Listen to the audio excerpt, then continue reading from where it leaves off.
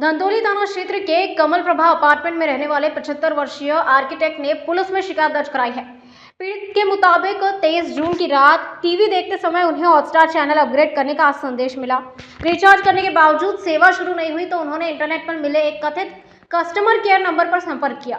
आरोपी ने पहले रिचार्ज की राशि वापस मिलने का भरोसा दिया और फिर दोबारा भुगतान करने के लिए कहा। इसी दौरान आरोपी ने कथित रूप से उनका मोबाइल हैक कर बैंक खाते से कुल 1,30,560 रुपए दूसरे खाते में ट्रांसफर कर दिए। शिकायत के आधार पर धंतोली पुलिस ने संबंधित धारा और आईटी एक्ट के तहत मामला दर्ज कर साइबर ठगी की तलाश शुरू कर दी है।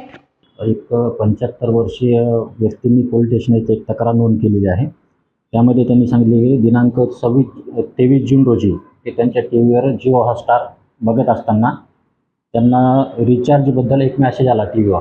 तो पाहून त्यांनी त्यांच्या ॲपवरून तो रिचार्ज केला आहे। 1,099 रुपयाचा ऑनलाईन पेमेंट करून जिओ हॉटस्टारचा रिचार्ज केला। परंतु 24 जून रोजी परत त्यांनी जिओ हॉटस्टार बघत असताना ते पाहत असलेले चॅनल त्यांना दिसत नव्हते। त्यामुळे त्यांनी गुगलवर जिओ हॉटस्टारचा हेल्पलाईन नंबर सर्च केला।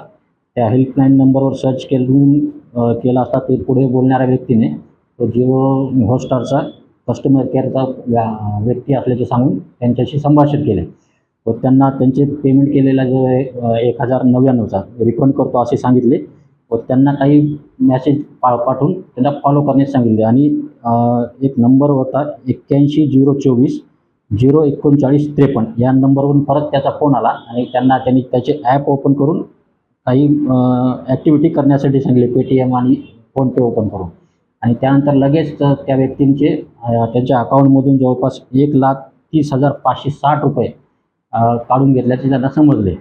तर त्याबाबत त्यांनी लगेच पोलीस स्टेशन येथे तक्रार केली। आपण बँकेकडून ती डिटेल माहिती घेत आहोत आणि काल त्यांच्या तक्रारीवरून सायबर फसवणुकीबाबत गुन्हा दाखल करण्यात आलेला आहे।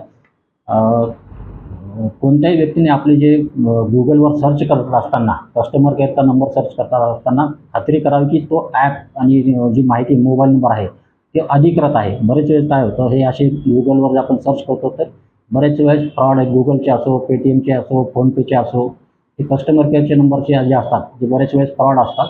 तर अधिकृत जे ॲप असतात त्यात जो दिलेला कस्टमर केअरचा नंबर असतो त्यावर संपर्क करावा आणि खात्री करावी की तो कस्टमर केअरचा त्यांचाच नंबर आहे आणि कुठल्याही व्यक्तीला आपल्या फोनपेची गुगल पेची या बँकेची या OTP क्रेडिट कार्ड इतर कुठलीही माहिती कुठल्याही व्यक्तीला द्यायची नसते आणि कुठल्याही ट्रान्झॅक्शन किंवा कशासाठी किंवा बँकेत पण कधी तुमची वैयक्तिक माहिती कधीही मागत नसतो।